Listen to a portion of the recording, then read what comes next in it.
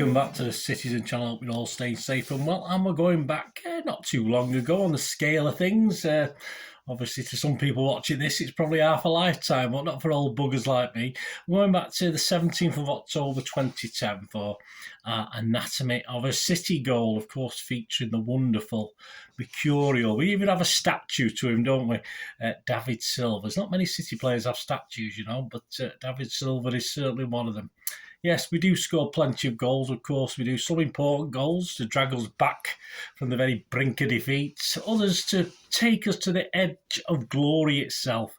And some just to get us safety. Not very often. We usually cock that up on the safety front. But we also score goals that in themselves don't particularly affect a league or cup run. It might keep us near the top, might keep us away from the bottom, or it might just be a consolation. But sometimes you just go, wow, and they're especially remembered by the person who scored them and by the fans. Of course, any witnesses will remember them no matter what the context is. So as I said, today we're going to go back to the 17th of October 2010 and a David Silva, call him David, he's our mate, isn't he? David Silva's first league goal for City against Blackpool, and it was a little bit special. Please, if you are new to the channel, push that subscribe button. Everything City past as this one, present and forever, of course. Be great to have you on board. Spread the word. As I'm recording this, we've just gone over 3,000. I don't know when I'm putting it out there. Perhaps we're on the way to 4,000. I'm not too sure, but it will be out there, and all your support is very welcome. Spread the word and give us a thumbs up, guys, for these little history vlogs. It'll be very much appreciated. So how was City doing at the time, 17th of October 2010? Well, it was Mancini's City, of course. We played 8 league games so far and sat second. Yeah, we're doing okay. 2 points behind leaders Chelsea. We progressed to the group stage of the Europa League after beating FC Timisoara 1-0 away and 2-0 at our place in the playoffs. Of course, we'd moved into the groups by that stage.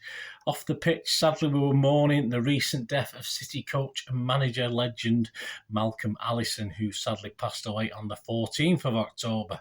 And back to the Europa League, which started with a 2-0 win at Salzburg and a 1-1 draw at home to Juventus. Carlos Tevez was knocking them in. He was joint top scorer in all competitions. There was 4 of them tied. You had Anelka at Chelsea, you had Bent at Sunderland, and you had Berbatov at United, all on 7 goals each by this stage of the season.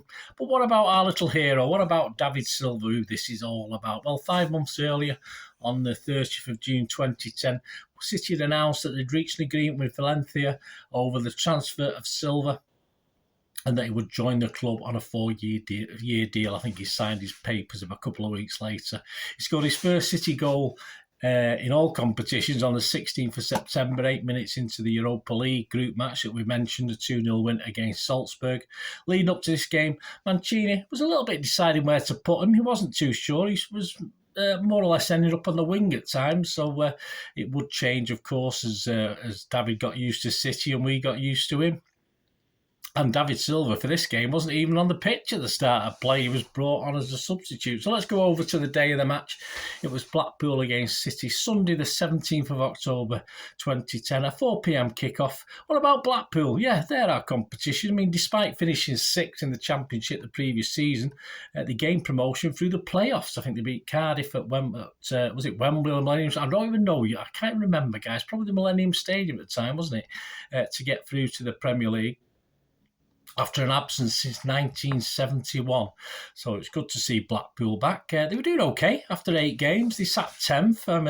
They hadn't actually got a win at Bloomfield Road yet, but they managed to win 3 away games, which wasn't too bad a going. So they collected 10 points. Ian Holloway was the man in charge of the Seasiders. The crowd that day, about 100 short of the capacity, but allowing for segregation. That was probably as much as you're ever going to get. 16,116 with 2,242 Blues officially. I'm sure there's a Blues dotted about the ground as well. The teams that day, Blackpool, Gilks, Creighton, Eardley, Phillips took over from him on 76 minutes. Everett, Cathcart, Vaughan, Grandin, Harewood replaced him on 66. Adam, Taylor Fletcher, Varney and Campbell, and their unused substitutes were Kingston, Keenan, Southern, Silvestri and Carney. And City lining up that day, the City team, in goal, Mr. Hart, Joe Hart. Wayne Bridge was playing his first league match of the season. Company, Boateng, he was replaced by Richards on 76. Lescott, Milner, Adam Johnson was replaced by Vieira on 85. Gareth Barrett, De Jong, Adebayor, and he was replaced by our little legend David Silva on 65 minutes. And Tevez was in the squad. And our unused substitutes were Givens, Zabaleta, Wright Phillips and Santa Cruz. State of the play, this is taken from BBC Sport. From the start, Blackpool quickly established dominance, although City's Adam Johnson was the first to have a decent effort on goal when he forced Matthew Gilch to tip over a rising drive. Quick, incisive passing and composure on the ball with Charlie Adam involved. You never think you'd see that in a sentence, do you? In most of the best moves, kept Blackpool moving forward and City on the back foot. Blackpool, though, fired efforts off target as their finishing failed to match their build-up play. Adam, Luke Varney and Taylor Fletcher all shot wide, while Campbell also failed to apply accuracy to a free header. Perhaps City, despite their obvious lack of fluency, had the better chances in the opening 45 minutes, although that did little to ease manager Roberto Mancini's agitated manner. So it's half-time, 0-0. Blackpool squandered a great chance when an unmarked Campbell rolled the ball wide of the goal from 6 yards out after being picked out by Varney, and Taylor Fletcher had a goal rule out for offside when it appeared he was not, and then the defining substitution, so no VAR in those days. Adebayor made way for Silva on 65 minutes as Mancini tried to change the pattern of the game, and it proved to be a stroke of genius as Silva immediately set up Tevez on 67 minutes, who steered the ball in with a brilliant flick and was controversially ruled onside to allow the goal to stand. City getting favours from the referees and linesmen? No, I'm not having that. Milner smashed one against the bar, but Blackpool dug deep and levelled when Harewood produced a delightful headed flick to convert Adams' free kick. The celebrations, though, lasted no time at all as Tevez immediately restored City's lead on 79 minutes. But again, there was an element of doubt about the goal. Blackpool felt Ian Everett was fouled before Tevez lashed in a shot from outside the box that diverted home off the foot of Craig Cathcart. Tevez then came close to getting his hat-trick when he smashed a shot against the bar with 3 minutes to go, while Silva also fired an effort against the post shortly after. It was to improve, wasn't it? How about the goal? This is what it's all about, the anatomy of the goal. This is the goal. It came in the 90th minute, very close to the 90th minute. These are excerpts from Take Us Through It in the Manc magazine, issue 8, March 2011. James Milner plays a short free kick to the feet of Silva. Silva's only one thing on his mind. He jinks past one defender with ease, stepping inside the challenge, then cuts back again, feigning a shot to send another defender tackling fresh air. He looks up, then kills a sumptuous left foot shot past the keeper and into the corner of the net before running off to celebrate with the players and the City fans. Daniel Taylor from The Guardian said simply, in the most magical demonstration of his talent since signing from Valencia for 25 million quid in the summer, he beat two defenders before killing a measured shot past Gilts to make it 3-1. Teammate Milner said of Silva, his goal sums up the way David plays, jinking in with great balance, and the way he stayed on his feet and placed it into the corner was fantastic. It will give him great confidence and hopefully will get even stronger. It was a great goal. I'm sure he will say he has a few more of them in his locker. Well, yeah, he had another handful that season anyway. Context and conclusion. Yes, Silva was booked, as you'd expect, for taking his shirt off in the celebrations.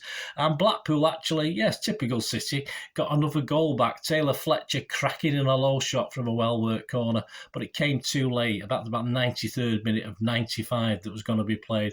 Came too late to change result and spoil a special moment for David Silva and the fans. Final score, Blackpool 2, Manchester City 3. Sadly, as we know, Blackpool will be relegated at the end of this season. Silva, yes, this was the start. This was the start of David Silva. He went from strength to strength, made himself a firm fans' favourite. He actually won the City Player of the Month for October, November and December, 3 months on the trot. And although he didn't lift the title or help us get that title or get past the round of 16 in Europe, he was part of the glorious team that brought the FA Cup back to Eastlands, our first major trophy in 35 long years. He would have the most appearances as well for City that season, 53, and he chipped in with 6 goals. Not too bad. Thanks for joining me, guys. Hope you enjoyed this. Thanks for joining me for this anatomy of a City goal. David Silva on the 17th of October 2010 at Bloomfield Road. Were you there? Let me know your memories. I'm sure we've all seen it played back time and time again on the TV. But were you there that day? Please, be great to hear from you. And any memories of David Silva, of course, our little genius who is forever in our hearts now, because he's always there, isn't he? He's always there at the old Etihad Stadium with his statue. Thanks for watching, guys. Until we meet again, ask one thing, don't I? Please stay safe, Blues. Come on, City. Bye for now.